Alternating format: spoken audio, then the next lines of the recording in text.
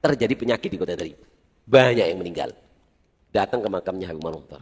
Ngambil tongkatnya dipentungkan ke maisannya Habib Umar Muhdar. Tak, tak, tak. Hei, kom, Habib. Ayo, Tarim musibah sekarang. Subhanallah. Setelah ziarah itu, besoknya sudah nggak ada lagi penyakit Bapak.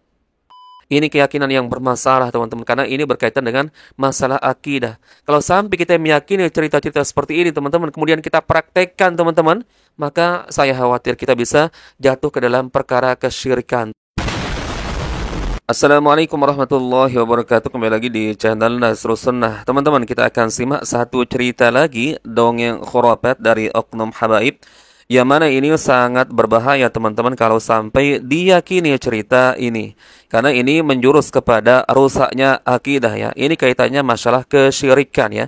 Meminta kepada selain Allah Azza wa Jalla. Di video ini diceritakan teman-teman, pernah terjadi sebuah wabah penyakit di kota Tarim yang membuat banyak sekali orang meninggal dunia ya. Kemudian ada salah seorang Habib yang sudah meninggal dunia bernama Habib Umar Muhdar yang katanya dikenal sebagai penjaga kota Tarim ya. Dan beliau ini sudah meninggal dunia puluhan tahun ya. Kemudian ada salah seorang Habib yang masih hidup mendatangi kuburan dari Habib Umar Muhdar tersebut ya. Kemudian membawa sebuah tongkat ya. Ketika sampai di kuburannya Habib Umar Muhdar tersebut teman-teman, maka Habib yang masih hidup ini memukul-mukul batu nisan dari kuburan dari Habib Umar Muhdar tersebut. Kemudian berbicara, wahai Habib Umar Muhdar ya, katanya engkau dulu adalah penjaga kota Tarim. Mana buktinya ya? Sekarang di kota Tarim sedang terjadi wabah penyakit ya. Orang banyak meninggal dunia. Tolong dong tunjukkan kalau kamu benar-benar adalah penjaga kota Tarim ya. Kemudian setelah itu, singkatnya teman-teman, besoknya langsung wabah penyakit tersebut ya hilang dari kota Tarim. Ini jelas teman-teman di video ini meyakini bahwa orang yang sudah meninggal dunia bisa memberikan pertolongan lagi. Lalu kamu kemanakan Allah Azza wa Jalla? Zat yang tidak akan pernah tidur, tidak akan pernah mati teman-teman ya. Yang selalu mendengarkan ya keluhan dari hamba-hambanya.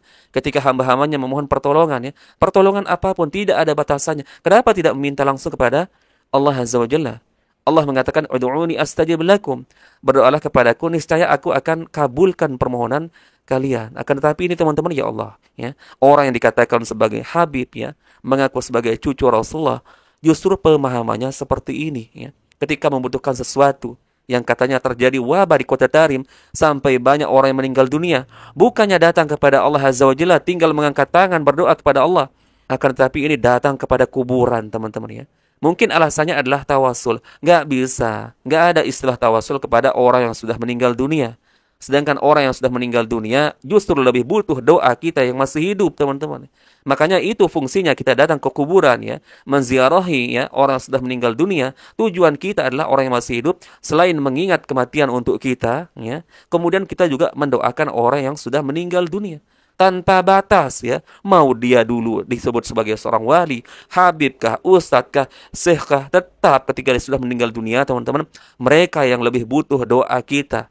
Lalu kok bisa manusia yang masih hidup mendatangi orang yang sudah meninggal dunia untuk memohon pertolongan kepada Allah Azza wa Jalla untuk menghilangkan wabah penyakit? Subhanallah. Inilah rusaknya teman-teman ya, sebagian dari oknum-oknum habaib ini. Coba kita simak dulu videonya. Habib Abdurrahman Masyhur, Sahibul Bughya. Sahibul Bughya, banyak sekali yang meninggal di kota Tarim. Datang ke Habib Umar Al-Muhdar. Beliau mengatakan bahwasanya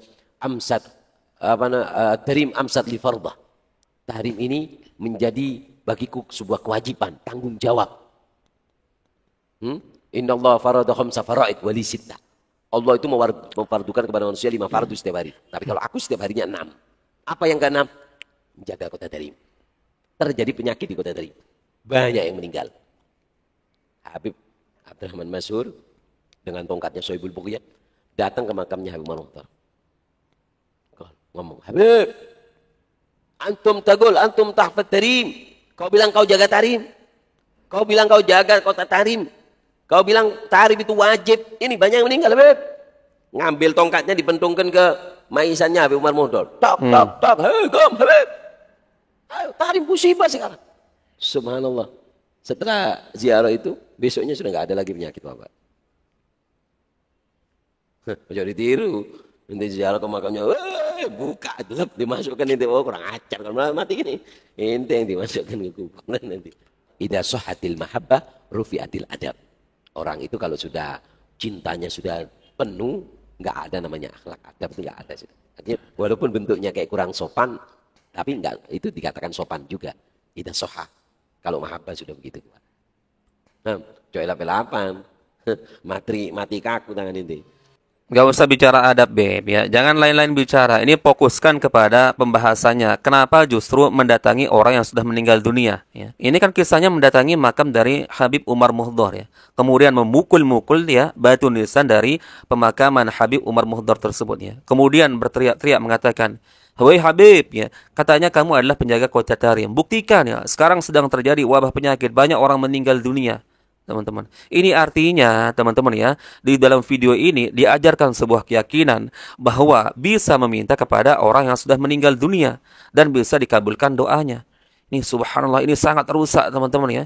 Ini saya khawatir ya, orang yang meyakini cerita-cerita seperti ini jatuh ke dalam perkara kesyirikan ya. Syirkul akbar, syirik besar teman-teman. Ingat firman Allah Azza wa Jalla teman-teman. Innallaha la yaghfiru ay yushraka bihi wa yaghfiru ma duna dzalika liman yasha. Sesungguhnya Allah Azza wa Jalla tidak mengampuni dosa syirik dan mengampuni dosa selain syirik bagi yang Allah Azza wa Jalla kehendaki. Ini konsekuensi orang yang berbuat kesyirikan, mati dalam keadaan berbuat kesyirikan belum bertobat. Ya Allah. Dalam hadis disebutkan teman-teman, man mata yusyriku bihi syai'an dakhalan nar. Barang siapa yang mati dalam keadaan berbuat kesyirikan, maka neraka jahanam tempatnya. Ini sabda Rasulullah teman-teman ya. Dalam Al-Quran, dalam ayat yang lain, Allah Azza wa Jalla berfirman, "Walau asyraku lahabitu anhum ma kanu ya'malun." Sekiranya kalian mempersekutukan Allah Azza wa Jalla dalam setiap amalan kalian, maka lenyap semua amalan kalian.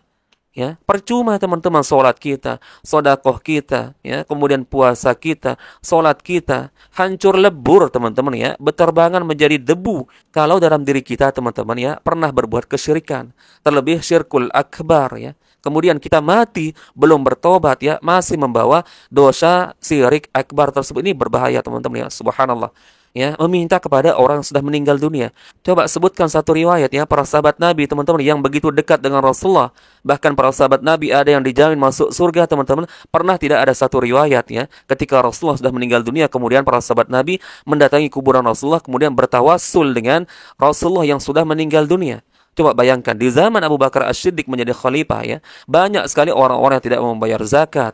Kemudian ada banyak muncul orang-orang yang mengaku sebagai nabi baru. Salah satunya adalah Musailamah Al-Kadzdzab, teman-teman. Apakah Abu Bakar As-Siddiq mendatangi kuburan Rasulullah kemudian bertawassul, "Wahai Rasulullah, di masa kepemimpinanku banyak orang-orang yang mengaku sebagai nabi baru, banyak orang yang tidak mau membayar zakat, maka mohonlah kepada Allah Azza wa Jalla agar memudahkan urusanku." Ada tidak riwayat seperti itu?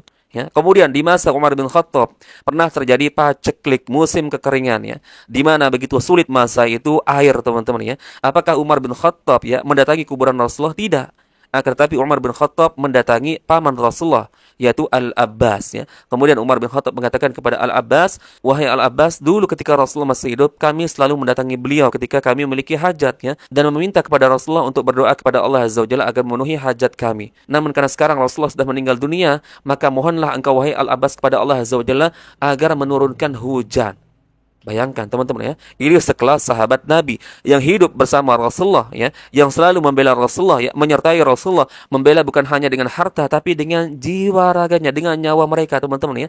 Akan tetapi ketika Rasulullah meninggal dunia, mereka tidak mendatangi Rasulullah untuk meminta-minta teman-teman ya, apalagi dengan alasan bertawassul. Enggak teman-teman, Umar bin Khattab mendatangi paman Rasulullah yaitu Al-Abbas ya, untuk berdoa kepada Allah Azza wa Jalla agar menurunkan hujan. Dan kalau seandainya teman-teman Rasulullah bisa mengabulkan doa atau paling tidak menyampaikan doa kita kepada Allah Azza wa Jalla ya sebagai wasilah atau tawassul, teman-teman, tentu para sahabat Nabi ya seperti misalkan Umar bin Khattab tidak akan mungkin teman-teman ketika Rasulullah meninggal dunia begitu bersedihnya ya, menangis yang sangat luar biasa. Sampai diceritakan teman-teman ya, Umar bin Khattab itu sampai tidak percaya kalau Rasulullah meninggal dunia. Sampai Umar bin Khattab mengatakan, "Jika ada di antara kalian yang mengatakan bahwa Muhammad telah meninggal dunia, maka aku akan penggal leher kalian." Itu saking terpukulnya Umar bin Khattab, saking tidak percayanya Umar bin Khattab. Ternyata Rasulullah yang begitu dia cintai sebagai sahabatnya teman-teman ya, meninggal dunia. Lah kalau Umar bin Khattab meyakini bahwa Rasulullah bisa keluar dari kuburannya, kemudian bisa mengabulkan permohonan teman-teman, maka tentu Umar bin Khattab tidak akan sesedih itu, teman-teman ya. Tinggal datang saja ke kuburan Rasulullah, teman-teman. Atau sebagian keyakinan dari kaum muslimin bahwa ada orang yang sudah meninggal dunia dari kalangan para wali-wali bisa keluar dari kuburannya, mengunjungi kita, teman-teman ya. Lah kalau para wali-wali kalian bisa melakukan itu, tentu Rasulullah juga, teman-teman, disebutkan dalam riwayat pasti pernah keluar dari kuburannya, mendatangi sahabat-sahabatnya, terutama mendatangi istri-istrinya. Lah, sekarang ada keyakinan teman-teman ya, ketika di acara perayaan Maulid Nabi, katanya datang Rasulullah SAW ya ke perayaan tersebut. Lah, kalau memang bisa seperti itu, tentu Rasulullah akan lebih mengutamakan istri-istrinya, anak-anaknya, teman-teman, para sahabatnya yang menyertai beliau, membela beliau dalam urusan agama, membela dengan harta nyawanya, teman-teman ya, demi membela agama Islam ini. Kok bisa ada riwayat sekarang teman-teman ya, orang mutakhirin ini meyakini bahwa Rasulullah bisa keluar dari kuburannya kemudian mendatangi mereka ketika membuat perayaan-perayaan tertentu ini. Subhanallah. Teman-teman ya, ini sama saja merendahkan derajat para sahabat Nabi yang jelas dijamin masuk surga, akan tapi mereka tidak pernah mengakui dirinya pernah didatangi oleh Rasulullah setelah Rasulullah meninggal dunia. Apalagi riwayat yang menyebutkan ya, para sahabat Nabi mendatangi kuburan Rasulullah untuk bertawasul ya, meminta kepada Rasulullah atau menjadikan Rasulullah sebagai wasilah agar doa mereka mudah dikabulkan oleh Allah Azza wa Jalla. Ingat teman-teman ya, ada zat yang tidak akan pernah tidur, tidak akan pernah mati, tidak akan pernah bosan mendengarkan keluh kisah hamba-hambanya, yaitu Allah Azza wa Jalla. Kenapa tidak minta langsung kepada Allah Azza wa Jalla? Ud'uni astajib lakum, berdoalah kepadaku, kata Allah Azza wa Jalla, niscaya aku akan kabulkan permohonan kalian ya. Tentu dengan syarat-syarat ya yang terpenuhi teman-teman ya, bukan meminta sesuatu hal yang apalagi berbau maksiat ya. Maka datangi Allah Azza wa Jalla, apalagi ini dalam urusan wabah ya, penyakit yang bisa membuat orang banyak meninggal dunia, teman-teman. Kok bisa justru datang kepada kuburan seorang Habib yang bernama Habib Umar Muhdor. Kemudian katanya mengetuk-ngetuk dengan tongkat ya, batu nisannya dari Habib Umar Muhdor ini. Wahai Habib Umar Muhdor ya, buktikan kamu dulu dikenal sebagai penjaga kota Tarim ya. Sekarang banyak orang meninggal dunia, buktikan kalau kamu sebagai penjaga kota Tarim. Kemudian keesokan harinya atau tidak lama setelah berziarah kubur tersebut, wabah penyakit di kota Tarim katanya hilang semua. Ini subhanallah teman-teman ya.